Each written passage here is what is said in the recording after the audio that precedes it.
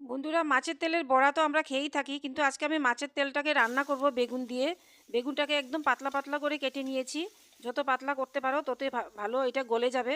তারপরে হলুদ নুন দিয়ে অল্প তেলের মধ্যে ভেজে নিলাম। বেশি তেল দেওয়ার দরকার নেই, মাছের তেল থেকে অনেকটা তেল বেরিয়ে যায়। তারপরে পেঁয়াজ আর কাঁচা লঙ্কা দিয়ে আরও কিছুক্ষণ বেগুনটাকে ভেজে নিলাম। তারপর হলুদ আর লঙ্কার গুঁড়া দিয়ে আরও কিছুক্ষণ ভেজে নিলাম। ভেজে নেওয়ার পরে এখানে মাছের তেল দিয়ে দিলাম। আমার কাছে কাতল মাছের অল্প তেল ছিল, সেটা দিয়ে আজকে এই ভিডিওটা বানাচ্ছি। তারপরে ভালো করে নাড়াচাড়া করে ঢেকে রাখবো কিছুক্ষণ, 2-3 মিনিট। ঢেকে রাখার পরে দেখো কতখানি তেল বেরিয়ে গেছে। তারপরে এটাকে আরও নাড়াচাড়া করে কিছুক্ষণ আবার ধনেপাতা দিয়ে দেবো। ধনেপাতাটা অবশ্যই দেবে, খুবই সেন্ট করে। তারপরে এটাকে ঢেকে রাখবো আরও কিছুক্ষণ। ঢেকে রাখার পরে এখন আমরা নামিয়ে ফেলবো এটাকে।